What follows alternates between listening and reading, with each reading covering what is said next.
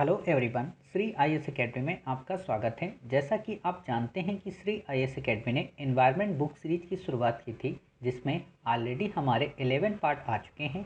ये हमारा पार्ट 12 है।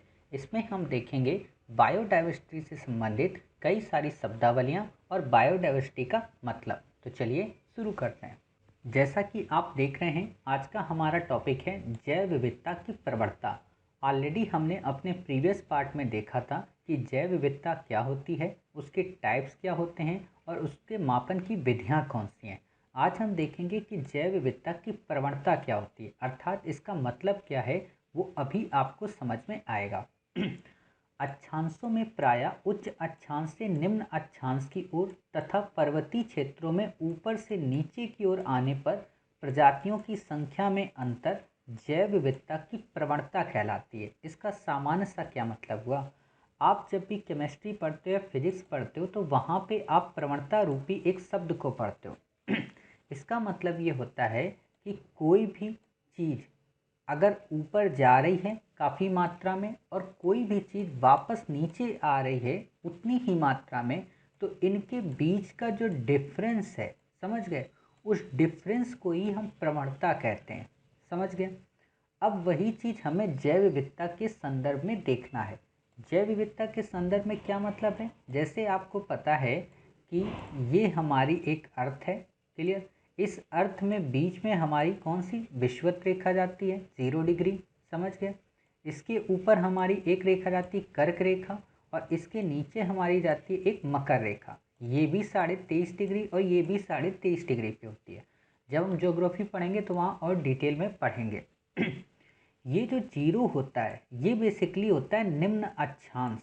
क्लियर। यानी कि जीरो का मतलब निम्न, निम्न का मतलब कम। अब जीरो से जब आप ऊपर जाएंगे तो उसे क्या क्या कहा जाएगा, उच्च अक्षांश। समझना। और इधर जब साउथ में आप जीरो से ऊपर जाएंगे तो नीचे की ओर जाएंगे तो उसे कहेंगे उच्च अक्षांश। समझ गए। कहने का मतलब है जीरो से किसी भी दिशा में जाएं ऊपर, उसे हम कहेंगे उच्च अक्षांश। और जीरो से जो कम होता है या जीरो पे जो होता है वो होता है निम्न अक्षांश। क्लियर। अब अगर आपसे मैं ये कहूँ, जैसे कि हमने आपको प्रीवियस पार्ट में पढ़ाया भी था कि क्या होता है कि सन की जो रेज़ हैं वो सबसे ज़्यादा कहाँ पड़ती हैं, विषुवत रेखा पे। और विषुवत रेखा पे जब सन की रेज़ सबसे ज़्यादा पड़ती हैं तो यहाँ पर सबसे ज़्यादा बारिश होती है। क्लियर। जब सबसे ज़्यादा बारिश होती है तो यहाँ पे सबसे ज़्यादा घने वन होते हैं। जब सबसे ज़्यादा यहाँ पे घने वन होते हैं तो सबसे ज़्यादा यहाँ पे जीव जंतु निवास करते हैं। उन अधिक से अधिक जीव जंतुओं के निवास से यहाँ की जो विविधता है वो काफ़ी ज़्यादा डाइवर्स हो जाती है। समझना। और जब यहाँ की विविधता काफ़ी ज़्यादा डाइवर्स हो जाती है तो हम कहते हैं कि यहाँ पे प्रजातियों की संख्या काफ़ी ज़्यादा है। क्लियर। अब आप देखिए, इसी से जब आप ऊपर जाएंगे तो बारिश की मात्रा कम होगी, और ऊपर जाएंगे बारिश की मात्रा और कम हो जाएगी, और ऊपर जाएंगे तो बारिश की मात्रा बिल्कुल कम हो जाएगी। बारिश का मतलब यहाँ पे केवल बारिश नहीं है, बारिश का मतलब है उसके साथ साथ सन की रेस। क्यों? क्योंकि सन की रेस ही तो उस जल को आप वाष्प में तब्दील करेगा और उसे वर्षा के रूप में एक तरीके से वो करेगा। कहने का मतलब वर्षा के रूप में एक तरीके से आप कह सकते हो वितरित करेगा, और वर्षा के रूप में जब वितरित करेगा तो उससे वहाँ पे वनों की उपज होगी। लेकिन जैसे जैसे हम ऊपर जाते हैं अर्थात आर्कटिक की ओर जैसे जैसे पहुँचते हैं तो वहाँ पर सन की रेस उतनी ही कम हो जाती हैं या सन की रेस को उतना ज़्यादा रिफ्लेक्ट कर देती हैं।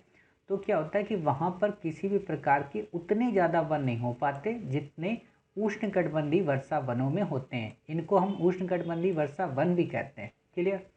अब आपने जब ये देख लिया तो आप एज्यूम करो कि जब आप अमेज़न के जंगल देखते हो तो वास्तव में विषुवत रेखा में ही मिलते हैं, और अमेज़न के जंगल विषुवत से मकर की ओर जब जाते हो तो आपको उतने ही एरिया में सबसे ज़्यादा घने फॉरेस्ट मिलेंगे। क्यों?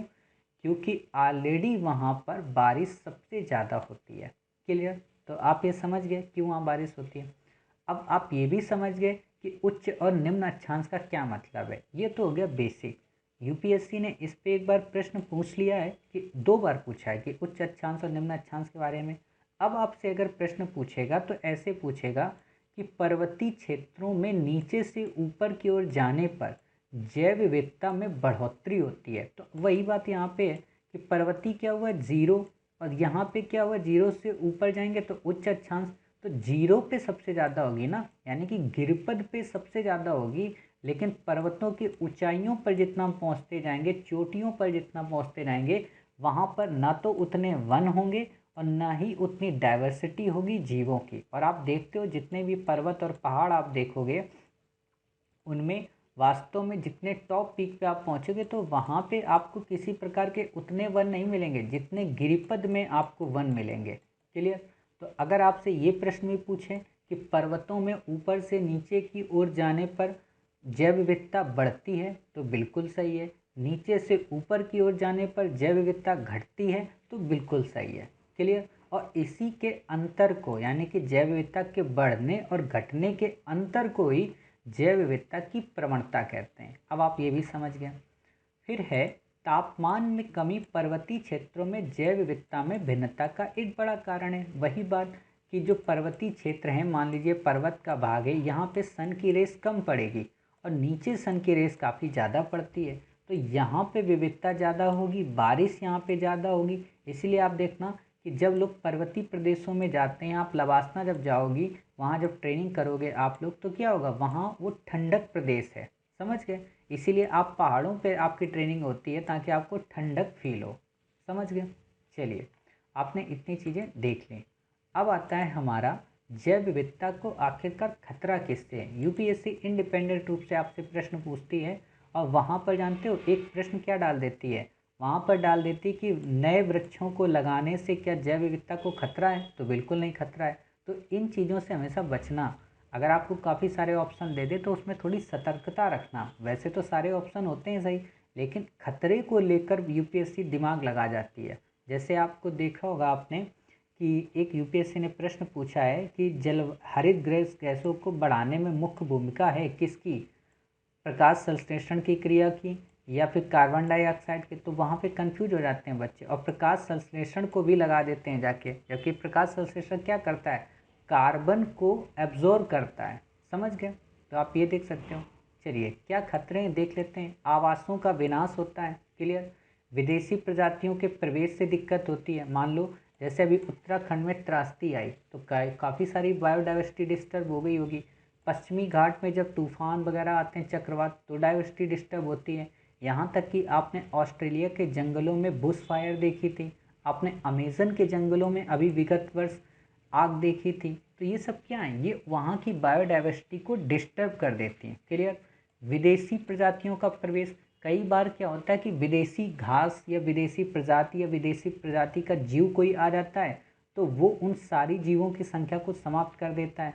जैसे आपको पता हो लेमन एक नाम की घास है, लेमन घास जब इंडिया में आई थी तो काफ़ी ज़्यादा डिस्टर्बेंस क्रिएट कर दिया था।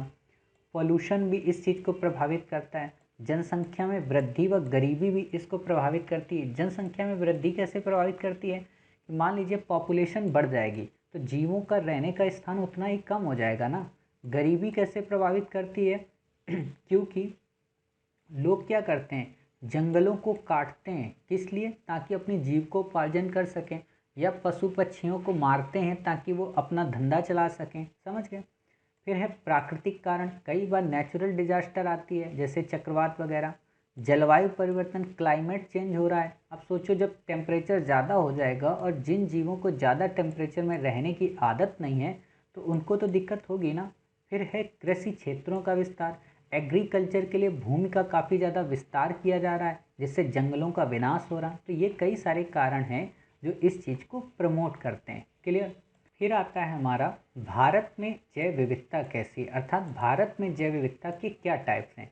तो विश्व के कुल 17 मेगा डाइवर्सिटी प्रदेशों में भारत को भी शामिल किया गया, अर्थात पूरे विश्व में जो काफ़ी विविधता वाले क्षेत्र हैं उन 17 के 17 क्षेत्रों में भारत का भी स्थान है। क्लियर? जैव विविधता की दृष्टि से भारत विश्व के 10 एवं एशिया के 4 शीर्ष देशों में शामिल है। यूपीएससी ने अभी तक ऐसे प्रश्न नहीं पूछे हैं लेकिन कभी भी पूछ सकती है, तो आपको ये फैक्ट याद होने चाहिए। क्लियर? कि 10 विश्व के 10 और एशिया के 4 शीर्ष देशों में पार्टिसिपेट करता है। भारत में उच्च जैव विविधता जंगली वृक्षों एवं जीवों में अधिक दिखाई देती है। अर्थात भारत में जो जैव विविधता की सबसे ज़्यादा संख्या है वो है जंगली वृक्षों में और जीवों में। क्लियर। भारत के 24.16% भाग पर वन पाए जाते हैं। आपसे यूपीएससी ने एक बार प्रश्न पूछा था कि कितने प्रतिशत एरिया पे वन पाया जाता है। भारत के 4 क्षेत्र हैं जो जैव विविधता की दृष्टि से काफ़ी समृद्ध हैं। यूपीएससी ने इस पे भी आपसे प्रश्न पूछा है, तो आपको ये चारों क्षेत्र पता हो। इंडो बर्मा का क्षेत्र, हिमालय का क्षेत्र, पश्चिमी घाट एवं श्रीलंका और सुंडालैंड का क्षेत्र। क्लियर। तो इतनी सारी चीज़ें आपने देख ली। फिर आता है भारत के 10 जैव भौगोलिक क्षेत्र कौन से हैं। आपसे प्रश्न पूछा जा सकता है कि इनमें से कौन से जैव भौगोलिक क्षेत्र नहीं हैं, तो आप बता दोगे कि 10 हैं साहब और ये बाकी नहीं है। जैसे ट्रांस हिमालयन है, हिमालय है, मरुस्थल है। ट्रांस हिमालयन का मतलब होता है हिमालय के पार। क्लियर। जो पामीर की घाट है ना, जो पामीर पर्वत श्रृंखला उसके पास में। क्लियर।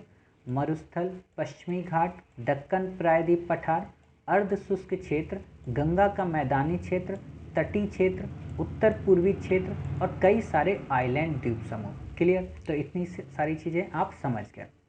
अब आता है भारत में जंतु विविधता। अर्थात भारत में जो कई प्रकार के जंतु पाए जाते हैं, हम हमेशा देखते हैं ना कि सारे जंतु हमें एक जैसे लगते हैं, लेकिन वास्तव में इनमें मोटे तौर पर बायोलॉजी के थीम में डिफरेंस है। अर्थात इन्हें हम कशेरुकी और अकशेरुकी में डिवाइड करते हैं, वर्टिब्रेट्स और इनवर्टिब्रेट्स। वर्टिब्रेट्स का मतलब और इनवर्टिब्रेट्स का सामान्य सा मतलब होता है हड्डियों से। अर्थात किस जानवर में या किस जंतु में हड्डियां उपस्थित हैं या किस में हड्डियां नहीं उपस्थित हैं। कशेरुकी में हड्डियां उपस्थित होती हैं और अकशेरुकी में हड्डियां नहीं उपस्थित होती। क्लियर। तो कौन कौन सी हैं कशेरुकी के अंतर्गत? मछली है, उभयचर है। उभयचर का मतलब क्या कि जो जीव जल में भी रह ले और स्थल में भी रह ले। क्लियर। उसको कहते हैं हम उभयचर। जैसे आप मगरमच्छ को देखते हो, वो जल में भी रह लेता है, स्थल में भी रह लेता है। क्लियर। और मछलियाँ नहीं रहती उभयचर में, ये ध्यान रखना। सरीसृप, स्तनधारी और पक्षी। अभी हम देखेंगे कि स्तनधारी का क्या मतलब होता है, सरीसृप का क्या मतलब होता है, पक्षी का क्या मतलब होता है, उभयचर का। अभी बस आप यहाँ पे ये समझो कि कशेरुकी के अंतर्गत ये 5 आते हैं। मछलियाँ आती हैं, उभयचर आते हैं, सरीसृप, स्तनधारी और पक्षी। अकशेरुकी में आते हैं आर्थ्रोपोडा, एनालिडा, मोलस और नेमेटोड्स। नाम से ही समझ में आ रहा कि ये अलग टाइप के जीव होंगे जिनमें हड्डियाँ नहीं होंगी। क्लियर। कशेरुकी जंतु में रीढ़ की हड्डी की उपस्थिति होती है और रीढ़धारी जंतु पृथ्वी पर संख्या में कम है। काफ़ी इंपॉर्टेंट बात है, याद रखना कि रीढ़धारी जो जंतु हैं अर्थात कशेरुकी जो जंतु हैं वो पृथ्वी में संख्या में तो कम है, बट इकोसिस्टम में इनका इम्पैक्ट सबसे ज़्यादा है। समझ गए। आप देखोगे कि बिना हड्डी वाले जो समुद्र में जीव पाए जाते हैं वो सबसे ज़्यादा हैं। फिर है रीढ़धारी जंतुओं में विभिन्न आवास क्षेत्र एवं समुदायों में भिन्नता के कारण भी अधिक विविधता होती है। आप देखोगे कई सारे ऐसे जंतु हैं जो रेगिस्तानी इलाकों में रहते हैं, कोई बर्फीले में रहता है, कोई जंगल घने जंगलों में रहते हैं। तो आप देख सकते हो कि इससे काफ़ी डाइवर्सिटी आती है। अब हम देखते हैं एक एक को कि आखिरकार स्तनधारी का क्या मतलब होता है, उभयचर का क्या मतलब होता है, और इनको बेसिक तौर पे देखना है। देखो ये बायोलॉजी का पार्ट है और आपसे डिटेल में नहीं पूछेगा, बस आपको पता हो कि हाँ स्तनधारी का सामान्य मतलब क्या है। स्तनधारियों के शरीर पर बाल, नाखून और केराटिन से बने हुए सींग पाए जाते हैं। इनका मस्तिष्क जटिल होता है, वो तंत्रिका तंत्र भी पाया जाता है। ये तो हुए इसके नॉर्मल फीचर। एक फीचर और है कि जो स्तनधारी होते हैं वो अपने बच्चों को दूध पिलाते हैं। क्लियर। उनको हम स्तनधारी कहते हैं। स्तन का मतलब ही होता है दूध पिलाना। क्लियर। साथ ही ये अपने बच्चों को जन्म देते हैं। क्लियर। अर्थात इनके अंडे नहीं होते हैं, आप याद रखना इस चीज़ को, आप ऐसा समझ सकते हो। केराटिन से बने हुए सींग पाए जाते हैं। फिर आता है उभयचर। उभयचर का मतलब एम्फीबियंस, अर्थात जो स्थल व जल दोनों में रह लें उसे हम कहते हैं उभयचर। ये मछली और सरीसृप के बीच की प्रजाति है। जैसे सरीसृप क्या है कि कुछ सरीसृप हैं जो स्थल में ही रहते हैं और मछलियाँ सिर्फ जल में रहती हैं, इनके बीच का वर्जन है, हाइब्रिड्स आप कह सकते हो। इनके शरीर पर बाल, नाखून तथा पंख नहीं पाए जाते, बिल्कुल चिकने होते हैं ये। क्लियर। जैसे मेंढक, मेंढक उभयचर वर्ग का प्राणी है। चलिए अब आता है पक्षी। पक्षियों के पंख विकसित होते हैं जिससे वे उड़ सकते हैं। क्लियर, इनको हम पक्षी कहते हैं। ये समतापी होते हैं। ऑलरेडी हमने कोल्ड ब्लडेड और वार्म ब्लडेड पढ़ा था, समझ गए, इसीलिए हमने वहाँ पे पहले पढ़ लिया था। अब आता है सरीसृप। रेप्टाइल्स क्या होते हैं? पृथ्वी पर रेंग कर चलने वाले जीवों को सरीसृप कहते हैं। इनके शरीर पर बाल या पंख के बजाय सल्क होते हैं। सल्क का क्या मतलब होता है? सल्क का मतलब आप ऐसे समझो, आप लोग कटहल खाते हो ना, तो कटहल में जो ऐसे ऐसे जो नुकीले निकले होते हैं, बिल्कुल होते हैं ना, बिल्कुल वैसे ही है। मान लो ऐसे कोई एक जीव है, सपोज करो ये मछली ही होगी। सरीसृप वैसे मछली होती नहीं है, सांप को ही मान लो, अब सांप तो मुझसे बनेगा ही नहीं, ठीक। उसके थोड़ा सा ये खुदड़ापन होगा ऊपर, मतलब उसकी जो ऊपर की स्किन होगी ना, वो रफ नहीं होगी, खुदड़ी खुदड़ी होगी, समझ गए। तो आप समझ सकते हो सरीसृप हम इनको कहते हैं। फिर आता है ये असमतापी होते हैं, अर्थात ये कोल्ड ब्लडेड होते हैं। अब आपको पता है कि ये कोल्ड ब्लडेड क्यों होते हैं और वो वार्म ब्लडेड क्यों होते हैं। फिर आती है मत्स्य, मछली, ये भी कोल्ड ब्लडेड होती हैं, अर्थात ये असमतापी होती हैं। अब कुछ फैक्ट देख लेते हैं। अकशेरुकी जंतुओं में रीढ़ की हड्डी का अभाव होता है। मैंने ऑलरेडी बताया था कि कशेरुकी जंतुओं में रीढ़ की हड्डी होती है, अकशेरुकी में रीढ़ की हड्डी नहीं होती है। क्लियर।